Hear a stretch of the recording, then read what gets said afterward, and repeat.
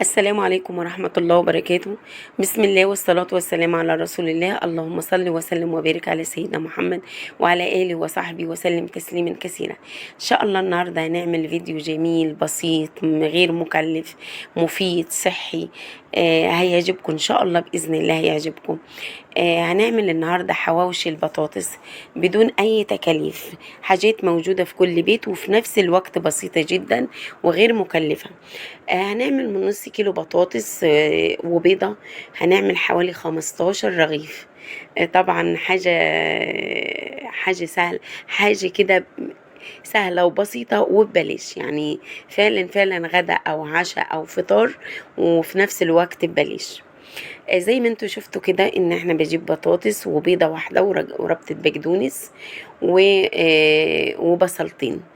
وبعدين بقطع البطاطس زي ما انتوا شايفينها كده واغسلها، بقطعها رقيقة كده ليه؟ علشان وانا بسلقها ما بتاخدش مني وقت او تشيط مني او تاخد مني وقت ان انا لسه هبشرها او اهرسها بتبقى مستعصية او كده. لا، انت يما بتبشريها بالشكل البسيط ده، الشكل الرقيق ده اللي انتوا شفتوه وانا بسلقها كده، بتتهرس معاكي بكل سهولة، وفي نفس الوقت بتستفادي بالنشا بتاعها، بتتحكمي فيها ان هي تشرب المية بتاعتها. فزي ما انتوا شفتوا كده انا بعملها بسيطة جدا جدا جدا فوق ما تتخيلوا. المكونات قدامكم اهي، وانا بايد واحده حطيت البطاطس تتسلق على عين البوتاجاز، والعين التانية عليها البصله قطعتها صغير وبحمرها زي ما انتوا شايفين. ودي البهارات اهو شايفين وانا بسلقها. الميه بخليها مش كتيره علشان اتشرب الميه منها فيها، استفاد بالنشا بتاعت البطاطس. لان انا لو سلقتها الميه كتيره بعد ما تتسلق وللدرجه اللي انا عايزاها، درجة الثلج اللي انا عايزاها، بكب المية، يبقى انا كده ما استفدتش حاجة. انا عايزة استفاد بالنشا بتاعة البطاطس بالقيمة الغذائية بتاعتها. فبحط المية كده على العين وانا هنا، حتى لو المية نشفت بزودها حبة مية لغاية ما بتستوي منها فيها، بدون ان انا ارمي او اكب نقطة مية منها، باخدهم زي ما هما احطهم على الخليط اللي انا هعمله.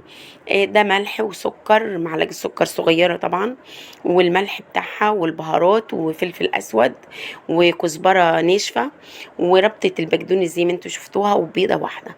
قطعت البصل زي ما انتوا شايفينه كده، وبعد ما حطيته بعد ما حمر رحت حط عليها البيض زي ما انتوا شايفه البيضه. ليه بتحط البيضة على البصل؟ عشان الريحة، وما تبقاش مهما عملت الحواوشي فيها ولا كده تبقى فيها ريحة يعني زفارة، او حتى لو حطيتي لها فلفل اسود وبهارات بتحطيها مع البصلة، وبعدين بتحطي جزء من البهارات عليها، فلفل اسود وكزبره مطحونه وورق لوري. وعلى فكره انا حطيت مع البصله ورقه لوري كسرتها، حتى لو فيها محروقه ولا كده انت بتشيليها بعد كده. ودي شطه وفلفل احمر انا منشفيه، كنت منشفيه على القناه قبل كده. حطيت برضو معلقه منهم، وحبه سكر صغيره ومعلقه ملح، يعني من البهارات اللي انا وريتها لكم دي بتحطيها مع الريحه روعه، الريحه في منتهى الجميل. انا يعني في اي حاجه بعملها بقول لكم جربوها. ليه تجربوها؟ ان هي بسيطه وغير مكلفه. انا ما عملتش اي حاجه ان انا افورت فيها او كلفتها تكاليف كده بتكون يعني مستعصيه على اللي يعملها. دي اي حد يقوم يعملها واي حد ممكن ياكلها. لو طفل عنده مناعته بسيطه ولا كده، دي مقويه للمناعه او رافعه للمناعه، قيمتها الغذائيه عاليه جدا. اللي عنده انيميا حلوه ليها جدا جدا، فيها قيمه غذائيه عاليه وفيها مواد صحيه مفيده للجسم وللصحه عاليه جدا جدا.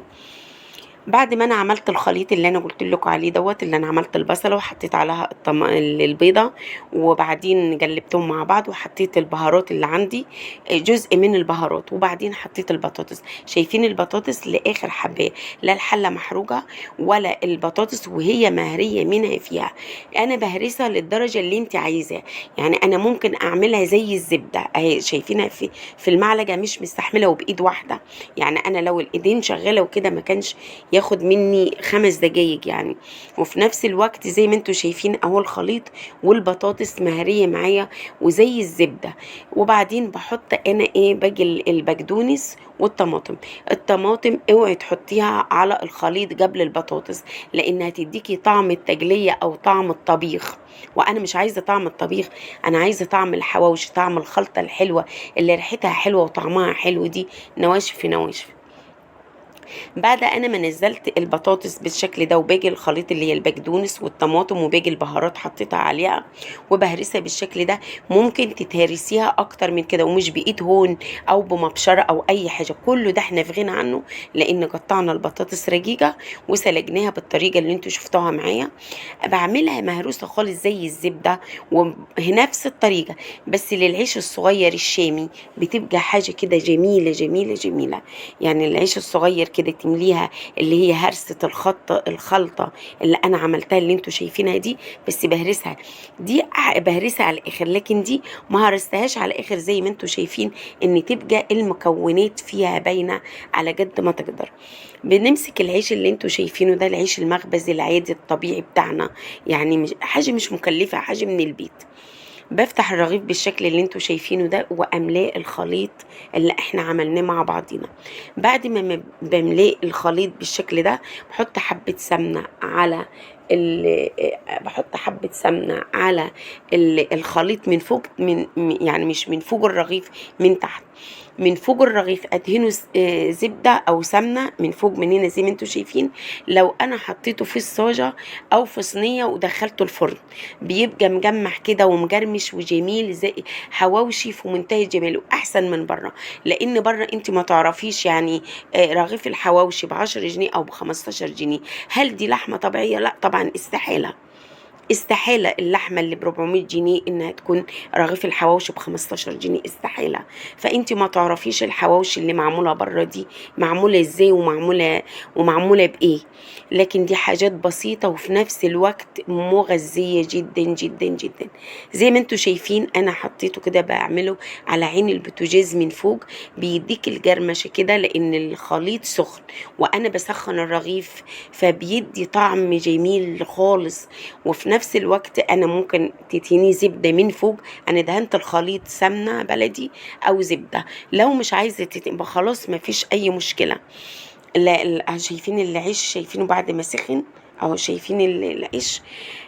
لو حطيته على الصاجة او على صينية ودخلته الفرن بدهنه من فوق سمنة بلدي او زبدة.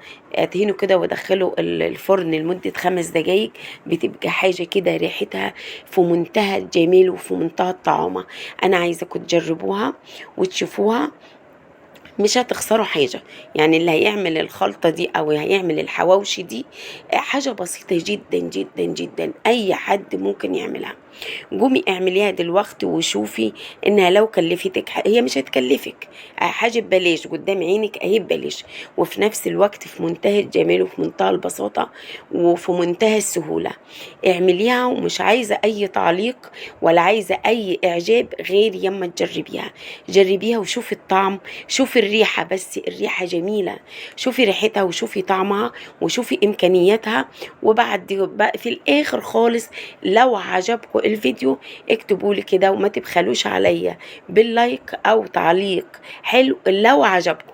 ما عجبكوش طبعا انا مش هجبر اي حد، كفايه بس ان كنتوا متابعيني وان انا سعيده بيكم وفرحانه بيكم، وان اللي يكتب اي حاجه حلوه كتر الف خيره وربنا يجعله في ميزان حسناتكم.